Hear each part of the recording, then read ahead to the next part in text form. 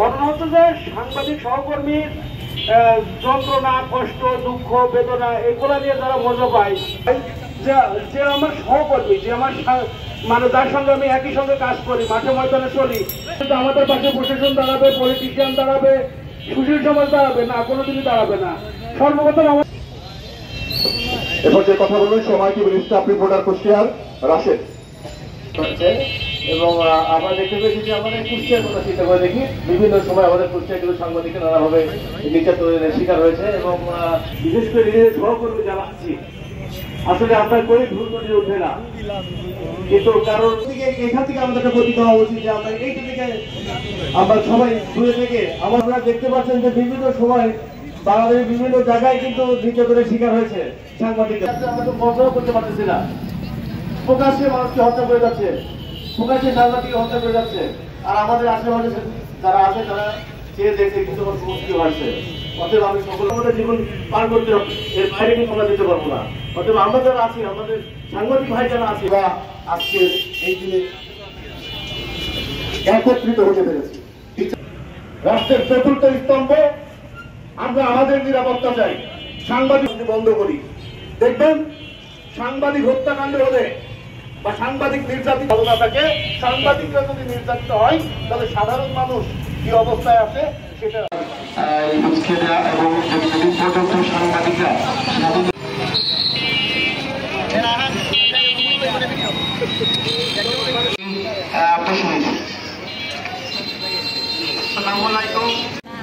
সাংবাদিকের কাজই হচ্ছে আমাদের আসলে ভিডিও ধারণ করা, সংবাদ সংগ্রহ করা। সেই ভিডিও ধারণ করতে হয়, তাদেরকে হত্যা করা হয়, তাহলে সমাজের যে অপকর্মগুলো আছে, সমাজের যে অপরাধগুলো আছে, এগুলো আর একাধিক জায়গায় সাংবাদিক কর্মীরা হামলার শিকার হচ্ছে এবং তুহিন নামের যে সাংবাদিককে আলহামদুলিল্লাহ আসসালাতু ওয়াসসালামু আলা রাসূলিল্লাহ।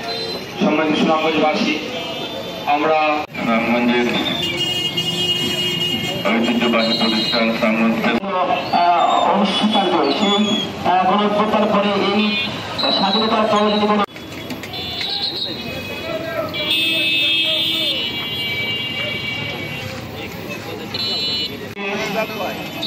বিশ্বের মানুষ পর্যায়ে বক্তব্য রাখার অনুরোধ করছি। দাঁড়িয়ে কিছু কিছু কথা চাই। আর একটা সুরক্ষিত কারাগারে পরিণত হয়েছে। সাংবাদিক ভাইদেরকে যেভাবে টার্গেট করা হচ্ছে যাতে করে আমি মহিলা পরিষদের একজন সদস্য, আমাদের মহিলা পরিষদের চক্রবর্তী এই ভয়ের বিরুদ্ধে আমাদের লড়াই, এই স্বাধীনতা রক্ষার জন্য আমাদের লড়াই। আর সম্মানিত উপস্থিতি, দাবি কেউই করেন নাই। আমি বলতে চাই এই সাংবাদিকের তার পরিবারের অ্যাকাউন্টে এখনই 5 কোটি টাকা জমা হয়ে যাক। এই নীতি সরকার, যে কোনো নীতি সরকার হলেই তো আছে আমার দেশে।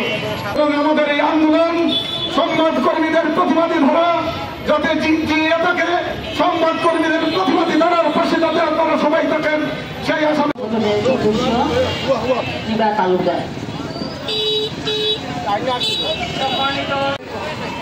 আমি মহিলা পরিষদের একজন সদস্য, আমাদের মহিলা পরিষদের চক্রবর্তী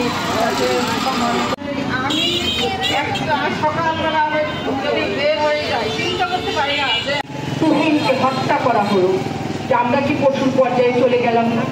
আজকের এই আন্দোলন, আজকের এই প্রতিবাদ মানববন্ধন আমি এসেছিলাম আমার সুখাহত সুনামগঞ্জবাসীর পাশে দাঁড়িয়ে আমাদের সন্তানদের জন্য প্রতিবাদ করতে। গত বুধবারে ঘটে যাওয়া সেই সড়ক দুর্ঘটনায় কিন্তু এখানে এসে গণমাধ্যমের বন্ধুদের আহ্বানে এখানে এসে দাঁড়িয়ে আজকে আমার সংগঠনের পক্ষ থেকে, আমার পক্ষ থেকে তুহিন হত্যার বিচারের জন্য সংহতি প্রকাশ করছি। মানববন্ধন আমি প্রতি সমস্যা আয়োজন করেছি। আমরা সংবাদকর্মী বিষয় আমরা যেমন বিগত সরকার আমাদের বিরুদ্ধে প্রতিবাদ করবে, স্বাধীন মত প্রকাশ করবে।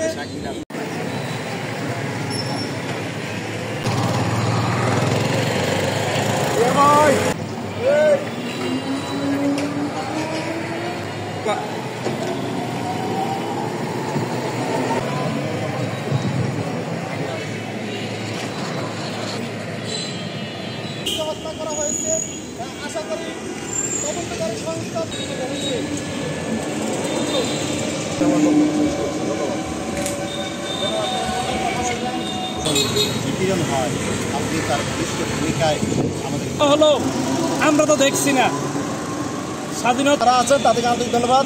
তারা এই সময়োযোগী পদক্ষেপ নেওয়ার জন্য আমরা যে দক্ষ আইনশৃঙ্খলা বাহিনী তদন্ত করে রিপোর্ট প্রতিবেদন দিয়ে আমাদের এই পতাকা বিচার এবং আসামিদেরকে গ্রেপ্তার করা করে তুলেছে, যে প্রতিবাদ জানাচ্ছে কুমিল্লা রিপোর্টার্স ক্লাব। আমরা প্রতিদিনই দেখছি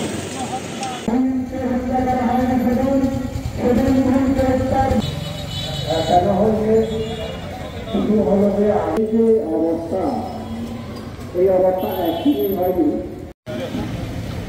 ধন্যবাদ সবাইকে যারা এখানে